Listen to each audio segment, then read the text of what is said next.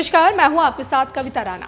2047 तक भारत को विकसित राष्ट्र बनाने का सपना देखा जा रहा है। देश के प्रधानमंत्री नरेंद्र मोदी खुद आत्मनिर्भर भारत का संकल्प लेकर चल रहे हैं। प्रत्येक भारतवासी देखिए इसी उम्मीद में है कि जैसे ही देश की आजादी को 100 साल पूरे होंगे, विश्व पटल पर विकसित भारत की एक उभरती हुई तस्वीर हम सबको नजर आएगी। लेकिन इसके उलट हिंदू बहुल भारत को इस्लामिक राष्ट्र बनाने का षड्यंत्र भी चल रहा है और इस बात की पुष्टि देखिए बॉम्बे हाई कोर्ट ने की है।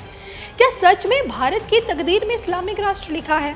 क्या है पूरा मामला? आइए आपको बताते हैं धर्म ज्ञान की इस खास रिपोर्ट में। क्या खतरे में है हिंदुओं का अस्तित्व? क्या भारत की तकदीर है इस्लामिक राष्ट्र? बॉम्बे हाई कोर्ट ने हिंदुओं की आंखें खोली। देखिए सिर्फ धर्म ज्ञान पर।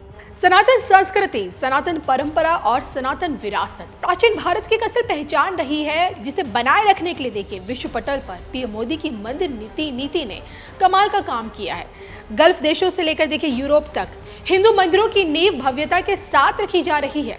अयोध्या में देखिए हिंदू मुस्लिम मिलकर प्रभु राम के भव्य मंदिर के दर्शन कर रहे हैं और यही तस्वीर देश विरोधी ताकतों की आंखों में सबसे ज्यादा चुभ रही है। तभी तो देखिए इस्लामिक कट्टरपंथी संगठन पॉपुलर फ्रंट ऑफ इंडिया की आड़ में भारत को 2047 तक इस्लामिक राष्ट्र बनाने की साजिशें रची जा रही हैं।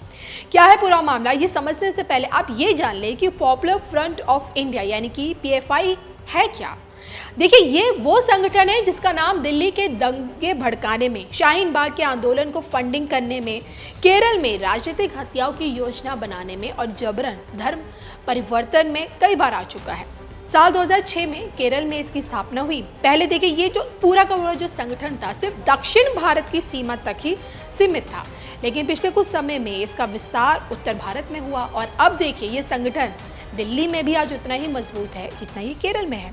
कहा जाता है कि पीएफआई में करोड़ों की फंडिंग विदेशों से होती है ताकि भारत की जड़ों में कट्टरता पैदा की जाए, मुल्क को मुस्लिम देश बनाया जाए, भारत के अंदर जो हिंदू मुस्लिम के बीच की जो एकता है उसे खत्म किया जाए। और इन चीज़ों में देखिए कितनी सच्चाई है इसका अंदाजा पीछे से लगाइए कि हाल ही में पीएफआई को लेकर बॉम्बे हाई कोर्ट ने एक बड़ी टिप्पणी की है। हाई कोर्ट ने माना है कि पीएफआई की आड़ में देश विरोधी ताकतों ने भारत को 2047 तक इस्लामिक राष्ट्र बनाने की साजिश रची है। पीएफआई ने ताकत का इस्तेमाल करते हुए सरकार को आंकित करने की भी कोशिश की है और इसी मामले में देखिए पीएफआई के 30 सदस्यों को फिलहाल बॉम्बे हाई कोर्ट ने जमानत देने से साफ इनकार कर दिया है और इसके पीछे का तर्क ये दिया है कि आरोपियों के खिलाफ प्रथम दृष्टया सबूत मिले हैं। कोर्ट द्वारा देखिए बोली गई एक एक बात मैं आपको बता दूं।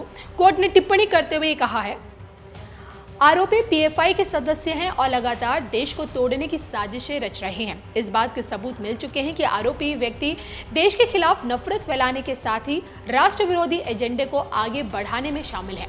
आरोपियों का उद्देश्य भारत सरकार के खिलाफ नफरत का माहौल बनाना और उन्हें बांटना चाहते थे। आरोपी भारत सरकार के खिलाफ मुस्लिम समुदाय के लोगों के मन में नफरत पैदा करना चाहते थे।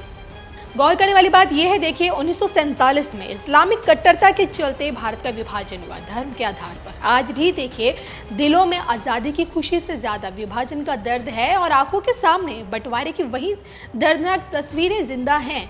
इस विभाजन को देखिए भारत कभी भूल नहीं पाया है और आज एक बार फिर 1947 के उसी दौर को दोहराने की साजिश रची जा रही है हमारे घर के अंदर यानी कि भारत में शरिया का कानून लाने की पुरजोर साजिशें रची जा रही है।